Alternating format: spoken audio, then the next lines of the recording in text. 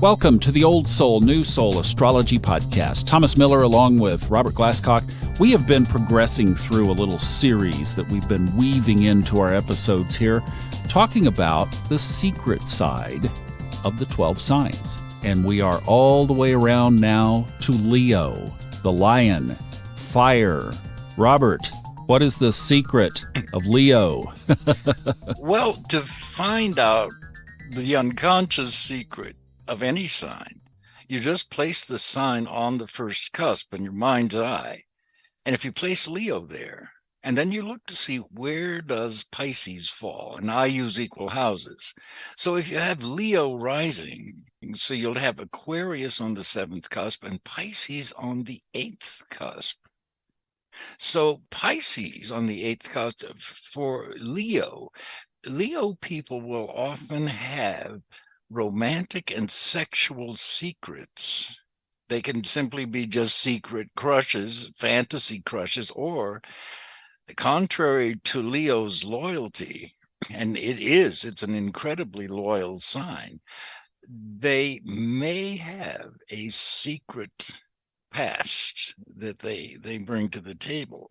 And second of all, Leo's finances, in marriage particularly, can get complicated or even a little bit shady sometimes, usually through their partners. Leos by nature are very honest and loyal and upfront people, but they can find themselves, unbeknownst, drawn to a partner who also has secrets, especially financially, so that they may find that they marry someone and then they learn that they've been married before and have children for which they're partially responsible. And gee, why didn't you tell me that before we got married? So that's the one area. And the other one is in love and romance. And Pisces people also, Leo people, because they have Pisces on the 8th cusp, tend to be fascinated with these areas of astrology and fortune telling and metaphysics and so on.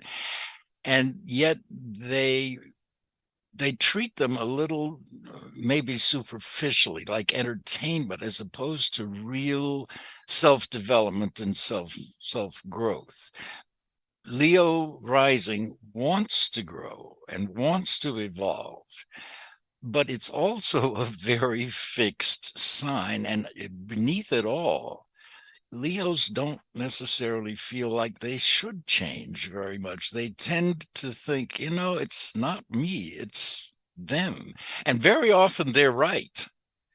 But it's interesting why Leo people with Leo rising, might choose unconsciously a partner who is problematic, who drinks too much, who is profligate with money, who is unfaithful, and so on. So they will have secret lessons to learn in trust and betrayal, both emotionally and occupationally or financially.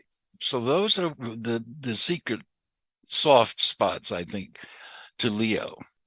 Seems quite the contrast to that lion-type characteristic, that royal characteristic of wanting to be in the spotlight and be in control, and it seems like a pretty shadowy contrast there. Well, it is, because Leo rising tends to be pretty sure of itself, and it will often unconsciously be drawn to somebody else who looks good on the surface, looks true to themselves, but who actually has a pretty checkered past, or even a fairly checkered characteristic that their partners may not ascribe to the same ethics of loyalty and fidelity that the person with Leo rising does.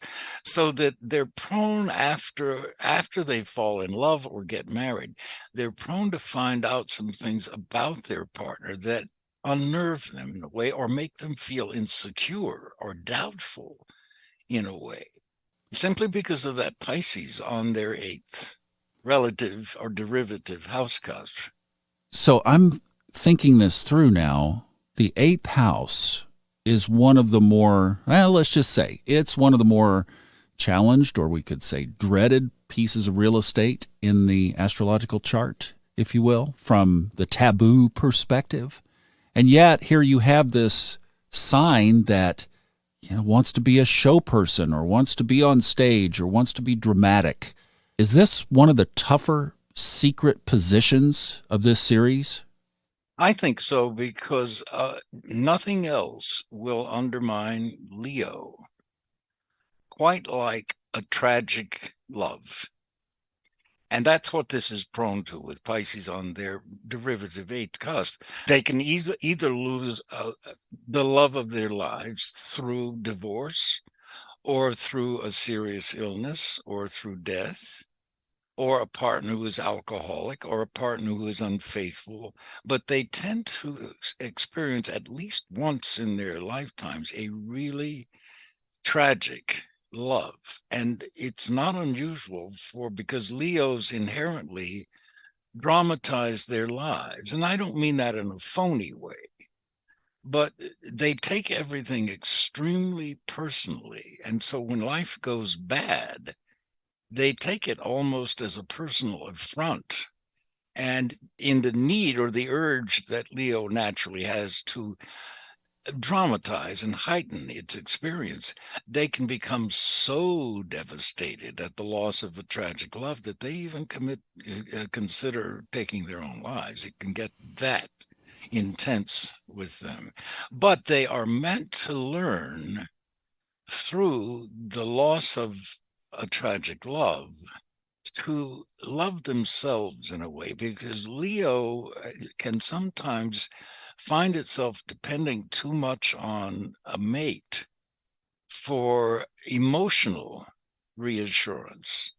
And if a Leo person has a bottomless pit of emotional need for attention and love, for example, which they can sometimes, then nobody can satisfy that kind of neurotic approach to love. And this is not true for every Leo. I'm just talking about the secret side of it here. So it's the key when they do love, that do lose that secret tragic love in their lives, it changes them permanently. And it's a very hard lesson for them to learn, because Leos mean it when they say, I do, unless they have a terribly afflicted son, but they tend to mean it. They want to get married for all the right reasons and for life. And when it doesn't work out that way, it can devastate them temporarily. And isn't Leo one of those signs that when a relationship is over, buddy, it's over? I wish it were true, but in my experience, it's not true. They say it is, but in fact, they never shut up about it. All of their lives, they tend to be bitter about that relationship and hurt by it. They never, unless they go into therapy, which Leo says it's going to do, and very often it can and it should, but very often Leo doesn't go through therapy to the extent or the time required to really make effective changes. Of course, this is not true for all of them, but yeah, it's devastating for them. And the ones that I have known, in their hearts, and they will try, and maybe they do get married again, but they never get over that feeling of injustice and betrayal. Even if their tragic love died on them, they will somehow take it as, why didn't he or she, maybe he or she didn't know that they had this condition, or maybe they did and didn't tell me, but how can they die on me? Well, people do die on people, but they take it very personally. And sometimes it develops even into a complex. So I'm not going to try again. That was just too painful. I'm not going to go through that again. So they don't, and cut themselves off from maybe having a very fulfilling second relationship. But either way, it's love and sex, love in particular, and they put the two together. When it goes south, it really affects them and changes their lives to an extent that most other signs just never experience. Let me ask you a question about readings. So if you're in a reading with somebody who is a Leo sun or Leo ascendant, maybe even a Leo midheaven, do you have your radar up for this as the conversation unfolds? Well, not necessarily. It really depends on what the Leo's seventh house is. But anybody who has Leo rising Yeah, I'm aware of it because they're the ones, the Leo rising in particular, that will tend to. Now, it's true for Leo suns as well in a solar chart. If you place the Leo sun on the first cusp, then they have Pisces on the eighth as well. But it depends a lot, Thomas, on the condition of Mars and Venus and the moon in anybody's chart, but especially a Leo's chart, because if those are also under stress aspects, then you're pretty guaranteed to have this sort of tragic loss. And sometimes it's not even the loss of the partner, the person, so much as it is the loss of the marriage, the image of being married. That's very important to some Leos. And when that's taken from them, either through divorce or through death, it's a very important loss in their lives, unlike, say, some other signs. Aquarians, for example, do pretty well at these kinds of losses, even though they're hurt by them. The opposite side. Yep. All right, let me ask you this. Practical application here. Somebody is a Leo. They're in a relationship. What should they be looking for of how to make that relationship positive so that they're not hearing this, fearing the tragedy of an unexpected future outcome? How do you live to the positive side of this? It, to me, is really about communications and honesty and ethics. It's very devastating for a Leo to find out that somebody they love has cheated on them with somebody else, because that would not occur normally to Leos. Now, that can be altered too, depending on where their Venus is and so on, or a partner who has concealed financial or occupational failures, let's say, or concealed debts, or concealed habits such as drug or alcohol addiction and so on, until after the marriage. So it's that discovery of the truth about the mate, which is also meant to tell the Leo person some truth about themselves, because they do tend to take people and situations at face value, so that they're often great targets for a professional con artist, either in matters of love or money. So they need to learn, probably the hard way, to be a little skeptical and to be self-protective in that way, and to realize that not everybody is quite as ethical and upfront and honest about themselves as the Leo person is. So to not go overboard too quickly when falling in love or investing, or either of those two financial and emotional areas. They're the ones that can trip Leo up if they take things at face value without questioning or doing a little due diligence. All right, this shadow side of the relationship, the eighth house that you were talking about, the sex and the love and all of that, can the Leo be the one who initiates the tragedy? Or in most cases, is it the partner who initiates the tragedy? And the Leo is more of the, shall we say, victim. Great question. And I'm sure it works both ways. But in truth, it tends to be the other person who is less than forthcoming about themselves. And it may be that the other person doesn't even know themselves that well. For example, if you get married at 23, 24, and you start having babies right away, the partner, who let's say is the same age, may not simply be old enough to know that they are alcoholics or drug addicts or cheaters. They may not know because they're too young. They don't have the years of experience. So they may not have willfully concealed anything. They thought they wanted to be married and have children too. Meanwhile, they just met somebody even more exciting. So those things can happen in that way. They don't have to necessarily be deliberate on the part of the other person. But it is the somewhat fate of Leo people to be hurt in love in that way, to wake them up to their own propensity to be a little too trusting sometimes, or a little too generous, which they also can be. so that Leo people who have a modicum of money, whether they're male or female, can sometimes attract leeches, to put it bluntly. Final question here. How did you learn all of this?